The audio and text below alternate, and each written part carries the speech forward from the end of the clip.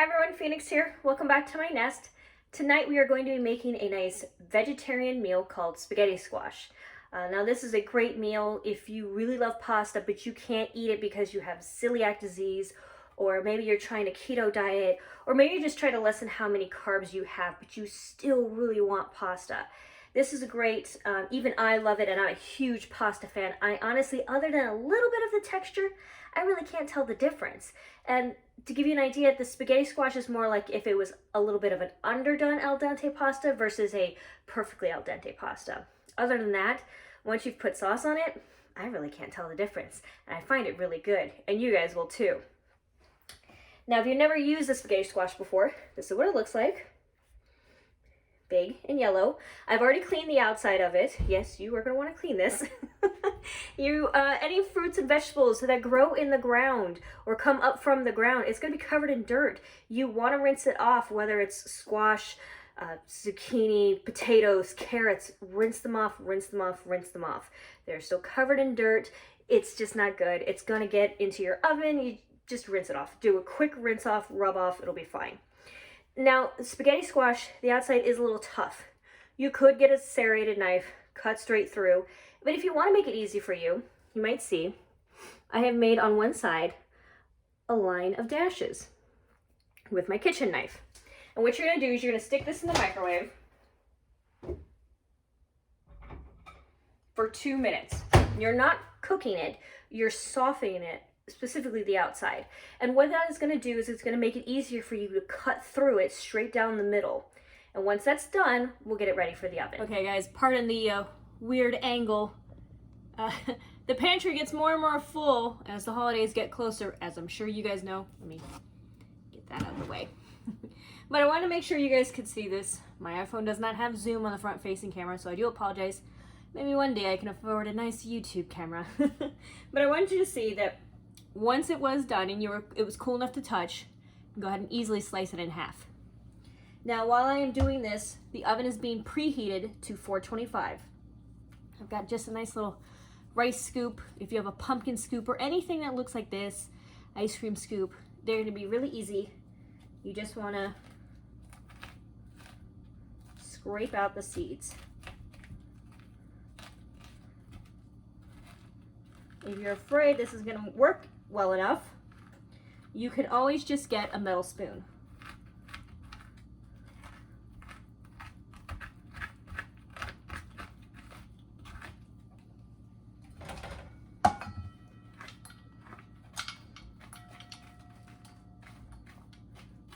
Before you ask, no, I am not keeping the seeds. I just figure it's easy to scoop it all out at once and then throw it away.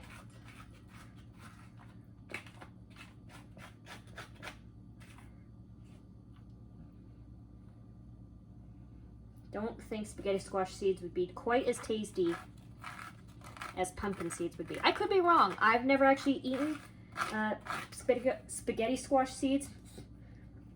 So if anyone has or feels like trying it, let me know. Actually, I probably will go back over that again with a metal spoon just to get the rest of that out of there.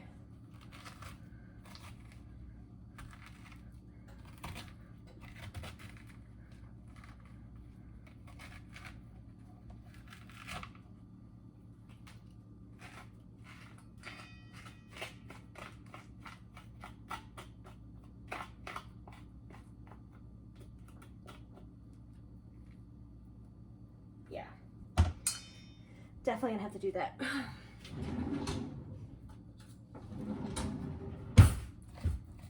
Sometimes metal spoons can get a better grip than plastic ones can. I do this a lot with pumpkins as well. Just get the last of that string off of it. Last of that membrane. Oh. Sorry if you guys got it. I know that was a weird cut right there. Someone decided it was a good time to call my phone, and I forgot to put my phone on Do Not Disturb. Another problem when you film using your phone, you get interrupted so easily.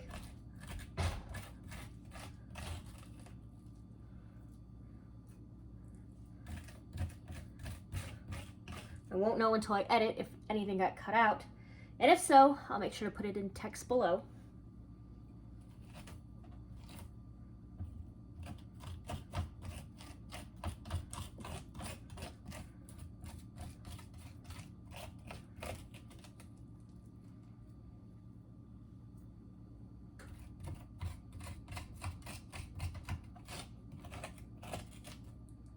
Okay, now that that's done, I have here a baking sheet with a silicone mat on it. I'll bring this into your guys' view. And I'm going to coat it with a little bit of vegetable oil. Normally I would say olive oil, but the only olive oil I have on hand is extra virgin olive oil, and you're not supposed to bake with that. Only regular olive oil, and I don't have it. So vegetable oil or canola oil if you don't. If you do have regular olive oil, not extra virgin, go ahead and do a nice little fine coat on here. Just gonna rub it, pour it onto the other one.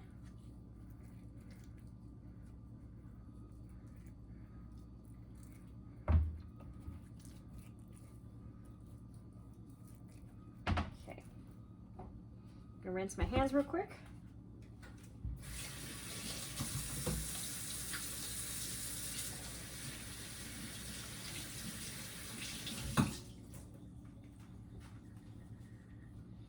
And now, line these up, take some pepper,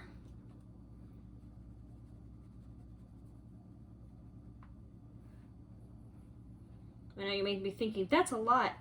It's actually going to get mixed in once you go and shred it, which we'll get to that in a minute. Kosher salt.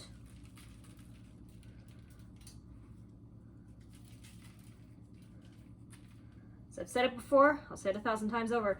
If you're not seeing me use kosher salt, it's probably going to be finishing salt, sea salt, maybe even Himalayan salt, which I do keep, and a nice little grater. You will not see me use iodine kitchen salt very often, if at all. Okay. The oven's still preheating. Once it's preheated, it's going to go into the oven for 35 minutes. And then we're going to check it at that, see if it's ready to start shredding. Okay guys, 35 minutes is up. Oh, yeah, I put a little too much oil on that one. Make sure it's out. But first thing I want to do is test the doneness. Okay. Still not there. This one's gonna be a little tough. Okay, so I'm gonna put this back in for another 5 more minutes. We're gonna test after that. Obviously, I'm gonna pour some of this oil out because you don't want it to catch on fire. And then we'll see again. Okay, while that is cooking, we're gonna go ahead and make the sauce that's gonna go on here. Now, obviously, some of the things I put in here, you can alter it to how you want. If this is not gonna be a vegetarian meal, you can substitute the water that I'm going to use for beef broth or chicken broth, depending on how light of a sauce you want to make.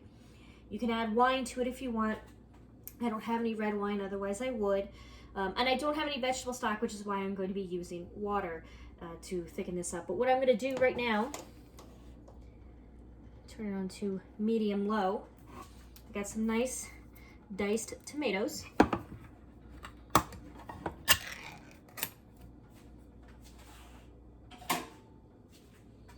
I have some tomato sauce. I have a little bit of tomato paste. You might notice a little frost on it. What I like to do when I get a can of tomato paste, it's about that big. I've never used an entire jar in one sitting, ever, no matter what recipe I'm using. So a lot of times what I'll do is I'll measure out a tablespoon. I'll put it on a piece of parchment paper or wax paper, freeze it, peel it apart, and put it in a freezer safe bag. And I'll keep it in my refrigerator in the, my freezer in my apartment. You don't ever want to put it in the deep freezer, you're gonna ruin it. But that's a great way to deal with little leftover tomato paste. Otherwise you're wasting an entire jar, and that's just so wasteful when there's so many uses for it. So I've got some diced tomatoes. Now, if you want to do tomatoes from scratch, you obviously can. It's very easy. You would score it, boil it for about a minute. The skin will peel right off and you can dice as is. Every time I have fresh tomatoes in my house, they end up getting used for sandwiches because I just love them on my sandwiches. So I always make sure to keep a jar of diced tomatoes on hand for when I'm making a sauce. I'm heating this up right now. You can put whatever vegetables you want in here. If you want to dice up some onions and throw it in here. If you want to dice up some mushrooms and put it in here. I am obviously going to be adding some garlic to this. I couldn't find the onions that I wanted right now. They only had red onions. Red onions is not good in a tomato sauce, so I'm going to be using onion powder. Otherwise, I would be dicing up onions, and I would be sauteing it with a little bit of oil. I have a lot of herbs right here that you might want to use for this. Rosemary, got some bay leaves, parsley, oregano, basil, and of course salt and pepper. You can put whatever else that you want in here. If you have your own particular spaghetti sauce or particular spices that you like or don't like, you're going to add that in here as you want. Starting to heat this up. Now, if I were adding things such as wine, I would have started this sauce way earlier in the day. And the reason why that is if you're ever going to cook with alcohol in a sauce, you want to cook the alcohol out of it, particularly the taste of wine.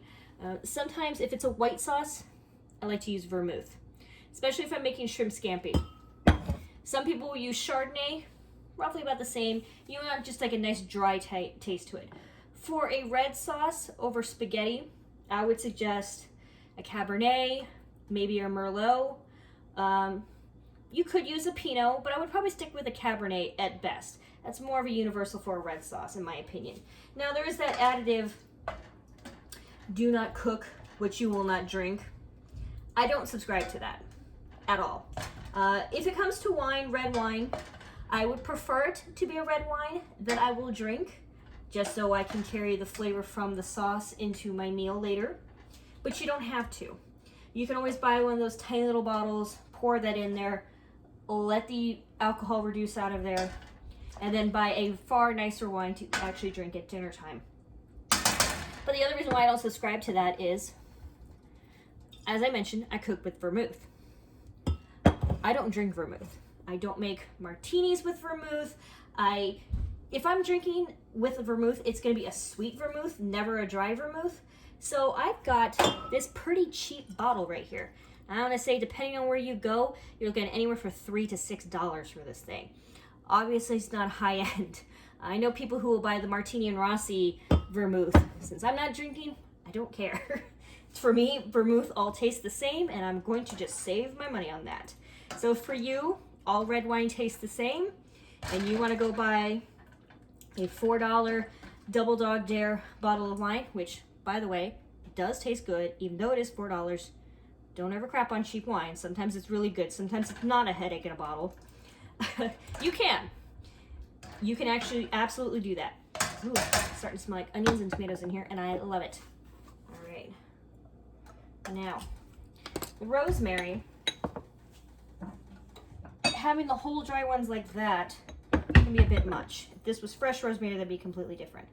I've poured a little in my mortar and pestle. I'm gonna grind it down.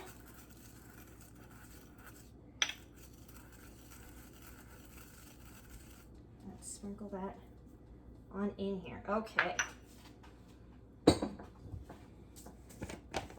Kosher salt.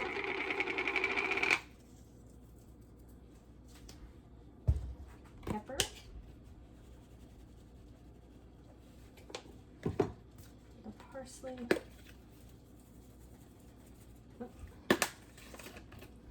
Sometimes it just doesn't do you justice to go through the slots that it gave you. It's no shame. Oh, thought I had this basil open already.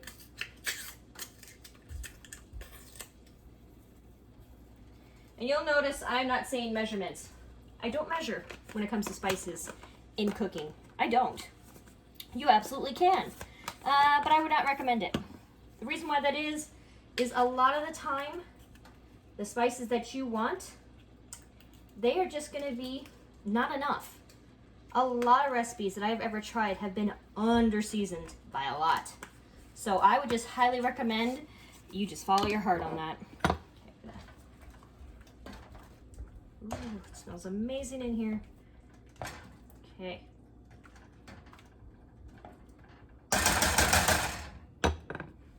Open up the can of tomato of sauce.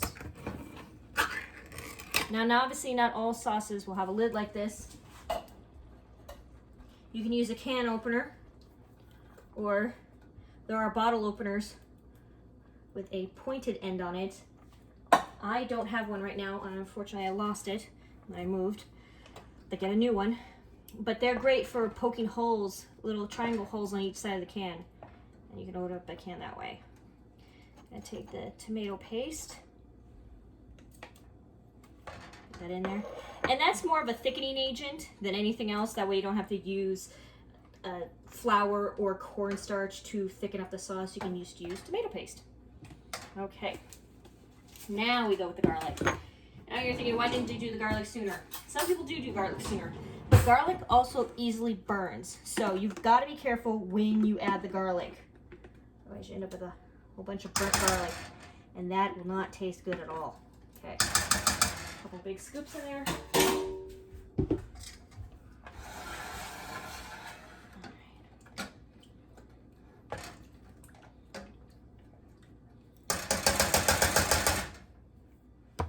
Add a bay leaf to this.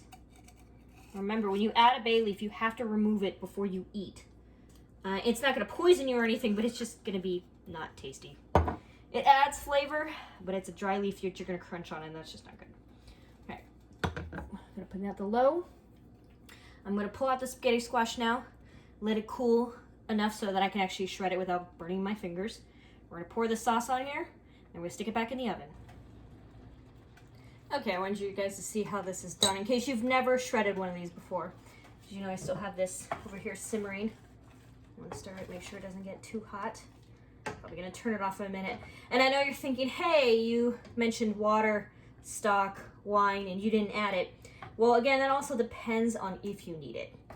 Wine is always good to add on at the beginning. Stock or water is gonna depend on if this is liquidy enough. And this is actually a good consistency. I don't want a whole lot of sauce because it's going to go onto here. So I had water all set aside, ended up not needing it. Sometimes that happens. So I'm going to go ahead, take out the bay leaf, turn off the heat. You can see this is what it looks like shredded. It's very easy. Just take the fork and get you in closer, since my camera does not have a zoom.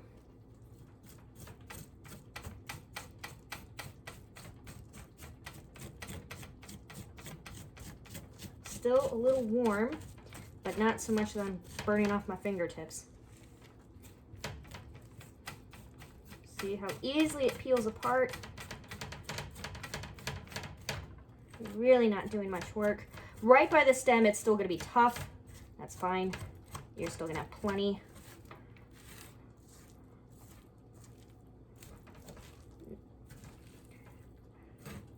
I'll make sure it detaches from the bottom. And then just mix it up a little bit. There you go.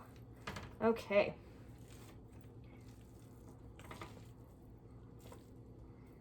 All right. Okay. Now that that's been all mixed up, I'm going to take some sauce.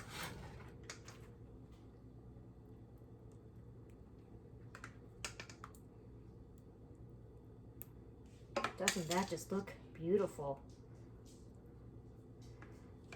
Now, if you're not celiac, obviously you can make some garlic bread to go with this. If you are, you can do gluten-free garlic bread. I'm afraid I don't know a recipe for that. If you have one, please link me in the comments below. I would love to make some gluten-free bread sometime, but I'm afraid my recipes are not that great. Okay, I have almost all of it scooped out. Okay. I'm gonna save a little on the side, just in case. And then I'm gonna take some cheese. This is just a 4-blend cheese that I have. You can use any cheese you want. You can use straight up mozzarella, Parmesan, Romano.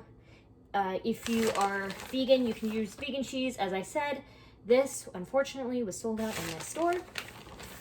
And during COVID, I am not going to go on a hunt for cheese. Much as I love cheese, I don't love it that badly. By the way, I do want to try more vegan cheese, so if anyone knows of a good vegan substitute for blue cheese, let me know. That and Parmesan cheese wedged, not just grated, is like my weakness. So if you guys know of a good substitute for that, hit me up, please.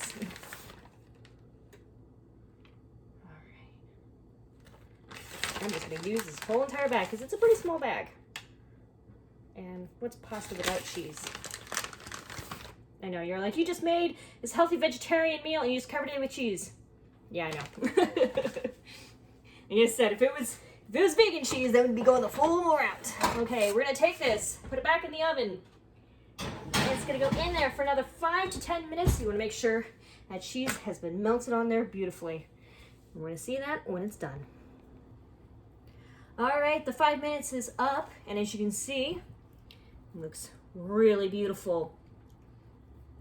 It's really easy to serve. You're just gonna take your spoon, without the bay leaf on it, just gonna scoop yourself out a bowl and enjoy. Now, spaghetti squash is great because it's such a neutral flavor. So if you don't want to do a red sauce, and if you want to try a chicken Alfredo, but make it a carb-free version, you've got this. You want tacos? You've got this. If you want whatever sauce topping you can think of that can be baked, you can now put it on a spaghetti squash. These things are very absorbent with their flavor. They're delicious, and it's just a great texture all around. Well, I hope you guys try this recipe. Feel free to hit my Facebook page up with pictures of yours to see which recipes you have tried. If you have any future suggestions for recipes, go ahead and hit my comment section below. If you like this video, hit that thumbs up. Helps my channel grow. Also hit that subscribe button as well as that little bell icon that helps to get notifications when I come out with new videos. Do apologize, guys, for being gone for so long, but hopefully that won't be the case from here on out. I'm going to help you, guide you through this next holiday season, as weird as it's going to be. This is Phoenix, and I'll see you guys real soon.